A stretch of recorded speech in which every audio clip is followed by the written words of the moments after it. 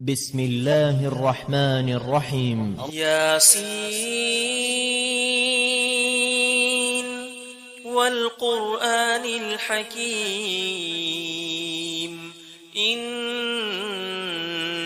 لمن المرسلين على صراط مستقيم تنزيل العزيز الرحيم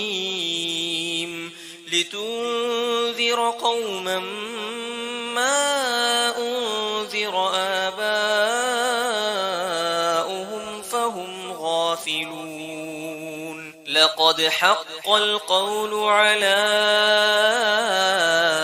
أكثرهم فهم لا يؤمنون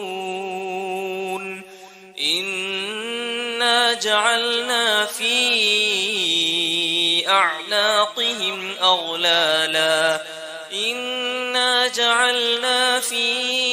أعناقهم أغلالا فهي إلى الأذقان فهم مقمحون وجعلنا من بين أيديهم سدا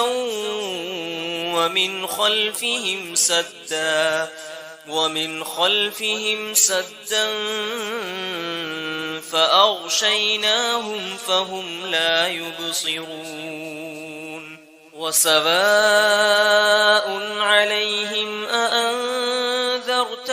أم لم تنذرهم لا يؤمنون إنما تنذر من اتبع الذكر وخشي الرحمن بالغيب فبشره بمغفرة وأجر كريم إنا نحن نحيي الموتى ونكتب ما قدموا وآثارهم وكل شيء أحصيناه في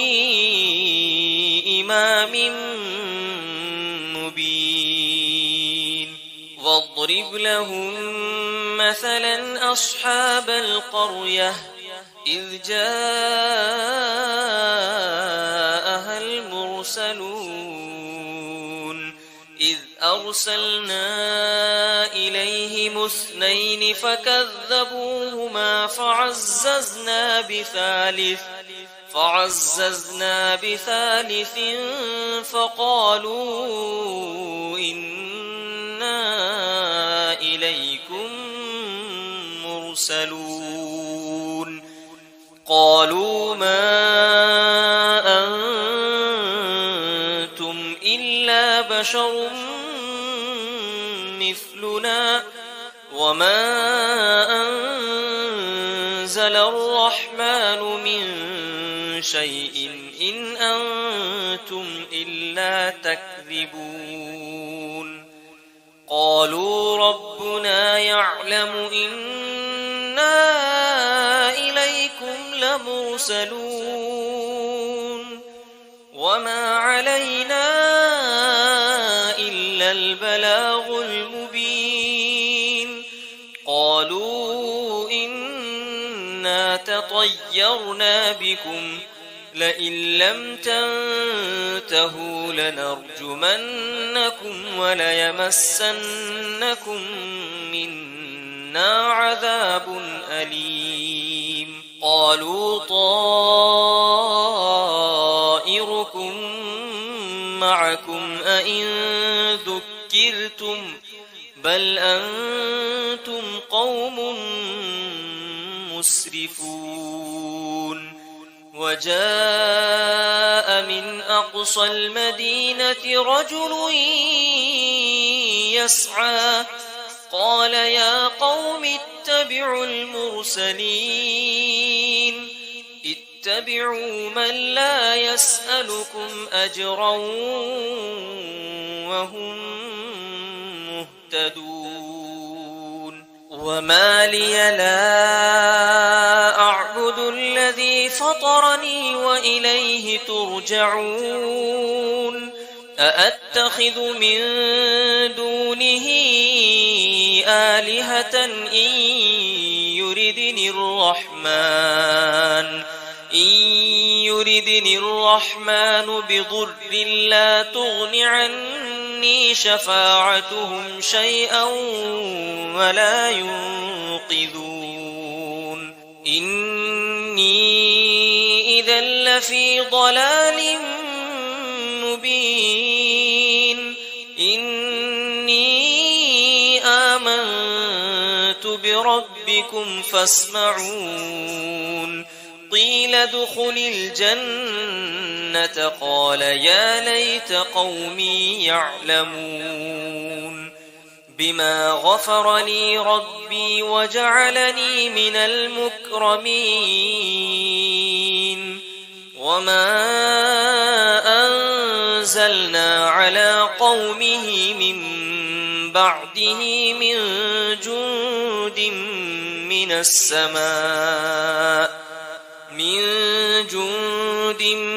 السماء وما كنا منزلين إن كانت إلا صيحة واحدة فإذا هم خامدون يا حسرة على العباد ما يأتيهم من رسول إلا كانوا به يستهزئون ألم يروا كم أهلكنا قبلهم من القرون أنهم إليهم لا يرجعون وإن كل لما جميع لدينا محضرون وآية لهم الأرض الميتة أحييناها وأخرجنا منها حبا فمنه يأكلون وجعلنا فيها جنات من نخيل وأعناب وفجرنا فيها من العيون ليأكلوا من ثمره وما عملته أيديهم أفلا يشكرون سبحان الذي خلق الأزواج كلها مما تنبت الأرض ومن أنفسهم ومما لا يعلمون وآية لهم الليل نسلخ منه النهار فإذا هم مظلمون والشمس تجري لمستقر لها ذلك تقدير العزيز العليم والقمر قدرناه منازل حتى عاد كالعرجون القديم لا الشمس ينبغي لها أن تدرك القمر ولا الليل سابق النهار وكل في فلك يسبحون وآية لهم أنا حملنا ذريتهم في الفلك المشحون وخلقنا لهم من مثله ما يركبون وإن نشأ نغرقهم فلا صريخ لهم ولا هم ينقذون إلا رحمة منا ومتاعا إلى حين وإذا قيل لهم اتقوا ما بين أيديكم وما خلفكم لعلكم ترحمون وما تأتيهم من آية من آيات ربهم إلا كانوا عنها معرضين وإذا قيل لهم أنفقوا مما رزقكم الله قال الذين كفروا للذين آمنوا أنطعم من لو يشاء الله أطعمه إن أنتم إلا في ضلال مبين ويقولون متى هذا الوعد إن كنتم صادقين ما ينظرون إلا صيحة واحدة تأخذهم وهم يخصمون فلا يستطيعون توصية ولا إلى أهلهم يرجعون ونفخ في الصور فإذا هم من الأجداث إلى ربهم ينسلون قالوا يا ويلنا من بعثنا من مرقدنا هذا ما وعد الرحمن وصدق المرسلون إن كانت إلا صيحة واحدة فإذا هم جميع لدينا محضرون فاليوم لا تظلم نفس شيئا ولا تجزون إلا ما كنتم تعملون إن أصحاب الجنة اليوم في شغل فاكهون هم وأزواجهم في ظلال على الأرائك متكئون لهم فيها فاكهة ولهم ما يدعون سلام قولا من رب رحيم وامتازوا اليوم أيها المجرمون ألم أعهد إليكم يا بني آدم ألا تعبدوا الشيطان إنه لكم عدو مبين وأن اعبدوني هذا صراط مستقيم ولقد أضل منكم جبلا كثيرا أفلم تكونوا تعقلون هذه جهنم التي كنتم توعدون اصلوها اليوم بما كنتم تكفرون اليوم نختم على أفواههم وتكلمنا أيديهم وتشهد أرجلهم بما كانوا يكسبون ولو نشاء لطمسنا على أعينهم فاستبقوا الصراط فأنى يبصرون ولو نشاء لمسخناهم على مكانتهم فما استطاعوا مضيا ولا يرجعون ومن نعمره ننكسه في الخلق أفلا يعقلون وما علمناه الشعر وما ينبغي له إن هو إلا ذكر وقرآن مبين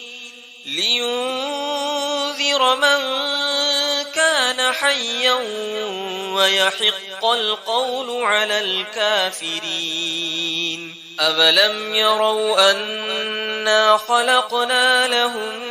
مما عملت أيدينا أنعاما فهم لها مالكون وذللناها لهم فمنها ركوبهم ومنها يأكلون ولهم فيها منافع ومشارب أفلا يشكرون واتخذوا من دون الله آلهة لعلهم ينصرون لا يستطيعون نصرهم وهم لهم جند محضرون فلا يحزنك قولهم إنا نعلم ما يسرون وما يعلنون أولم ير الإنسان أنا خلقناه من نطفة فإذا هو خصيم مبين وضرب لنا مثلا ونسي خلقه قال من يحيي العظام وهي رميم قل يحييها الذي أنشأها أول مرة وهو بكل خلق عليم الذي جعل لكم من الشجر الأخضر نارا فإذا أنتم منه توقدون أوليس الذي خلق السماوات والأرض بقادر على أن يخلق مثلهم بلى وهو الخلاق العليم إنما أمره إذا أراد شيئا أن يقول له كن فيكون فسبحان الذي بيده ملكوت كل شيء وإليه ترجعون أعوذ بالله من الشيطان الرجيم بسم الله الرحمن الرحيم الرحمن علم القرآن خلق الإنسان علمه البيان الشمس والقمر بحسبان والنجم والشجر يسجدان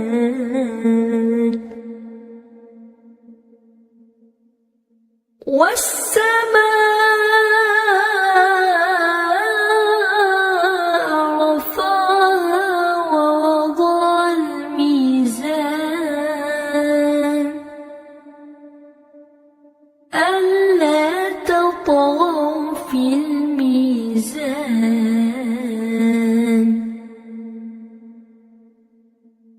وأقيموا الوزن بالقسط ولا تخسروا الميزان والأرض وضعها للأنام فيها فاكهة والنخل ذات الأكمام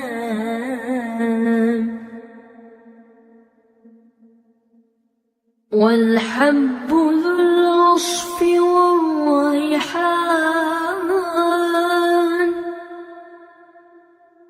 فبأي آلاء ربكما تكذبان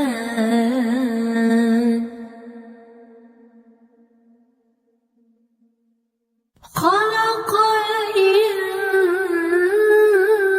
الإنسان من صلصال كالفخار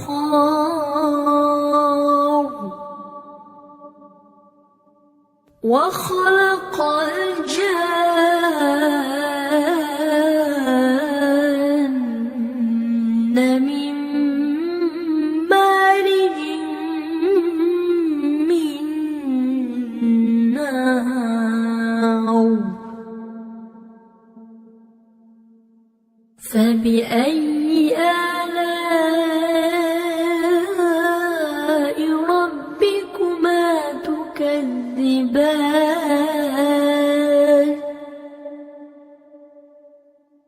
رب المشرقين ورب المغربين فبأي آلاء ربكما تكذبان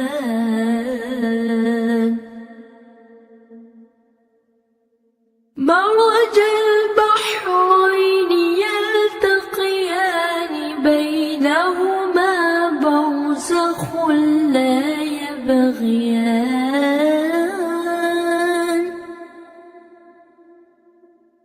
فبأي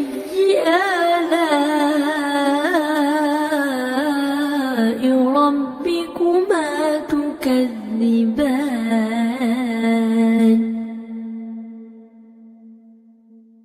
يخرج منهما اللؤلؤ والمرجان فبأي آلاء ربكما تكذبان وله الجوار المنشآت في البحر كالأعلام فبأي آلاء ربكما تكذبان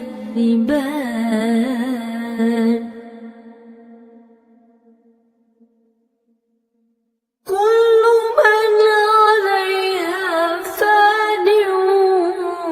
ويبقى وجه ربك ذو الجلال والإكرام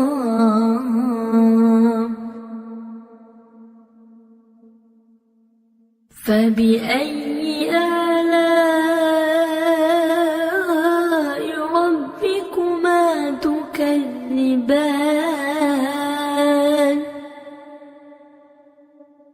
يسأله من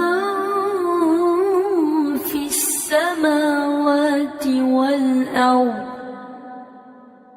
كل يوم وفي شأن فبأي آلاء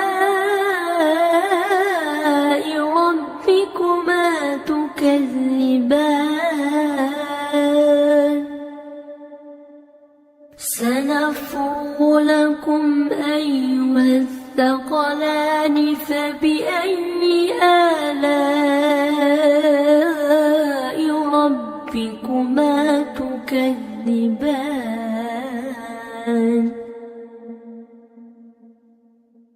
يا معشر الجن والإنس إن استطعتم أن تنفذوا إن استطعتم أن تنفذوا من أقطار السماوات والأرض فانفذوا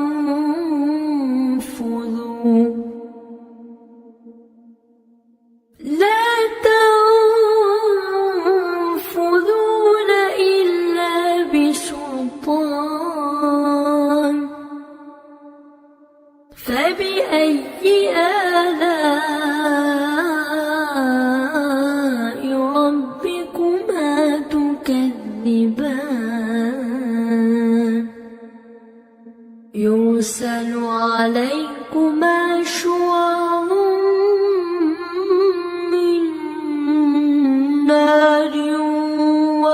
تحاسوا فلا تنتصران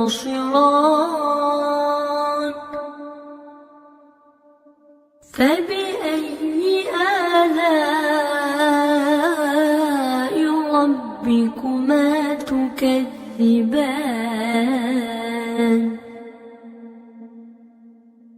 فإذا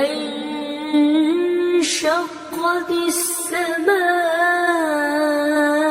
فكانت وردة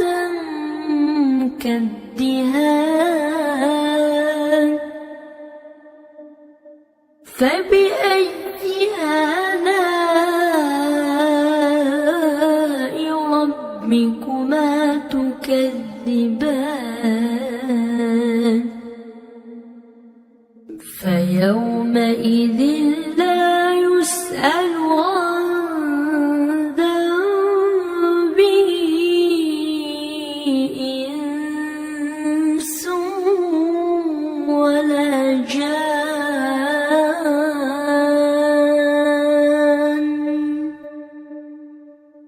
فبأي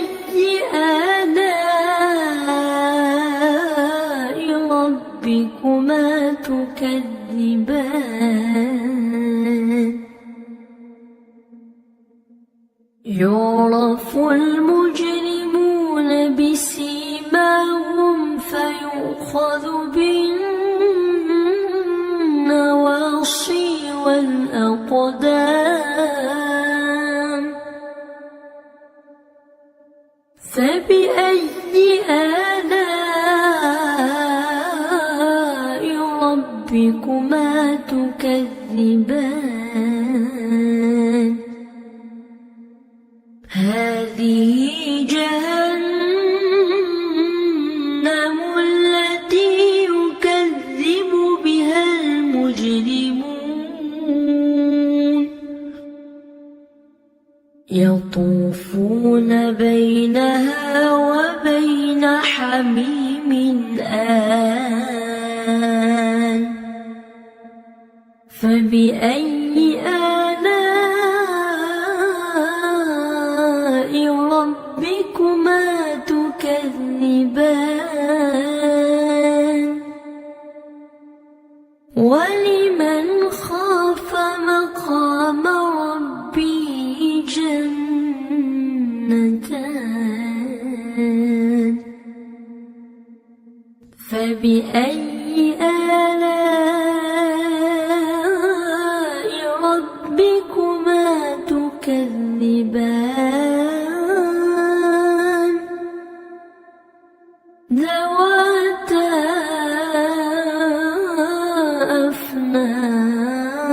أفنان فبأي آلاء ربكما تكذبان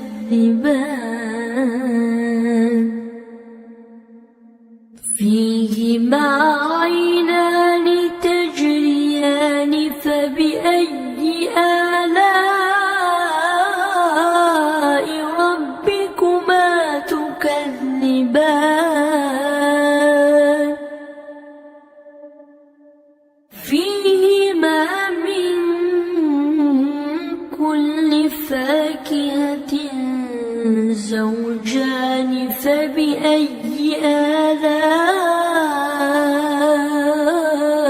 ربكما تكذبان متكئين على فرش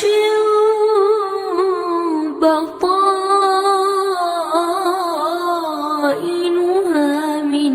استبرق وجنى الجنتين دان فبأي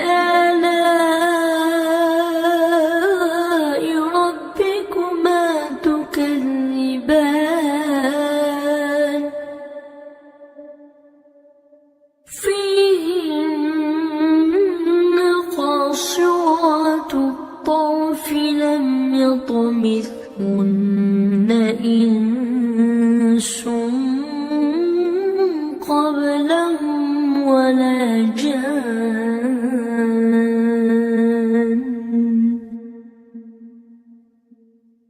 فبأي آلاء ربكما تكذبان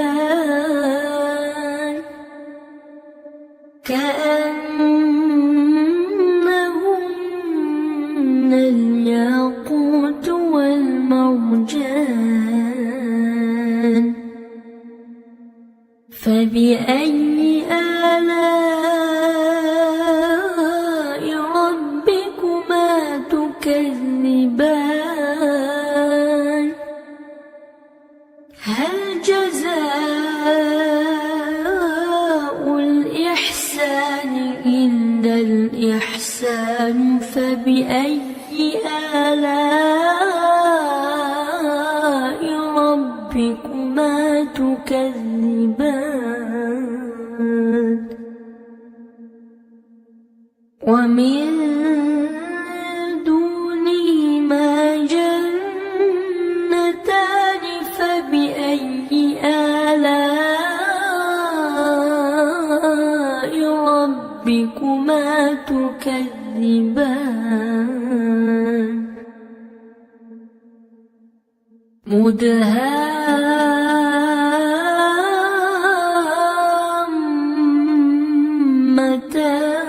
مدهامتان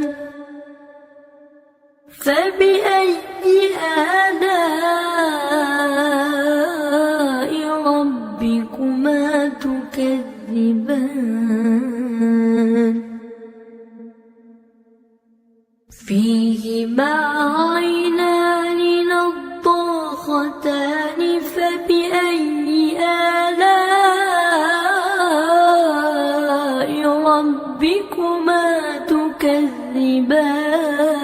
تكذبان فيهما فاكهة ونخل ورمان فبأي آلاء ربكما تكذبان فيهن خيرات حسان فبأي آلاء ربكما تكذبان حور مقصورات في الخيام فبأي آلاء ربكما تكذبان لم يطمثهن إنس قبلهم ولا جان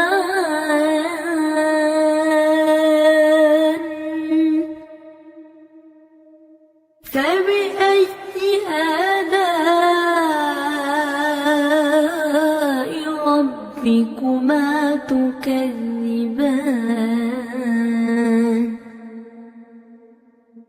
متكئين على رفرف خضر وعبقري حسان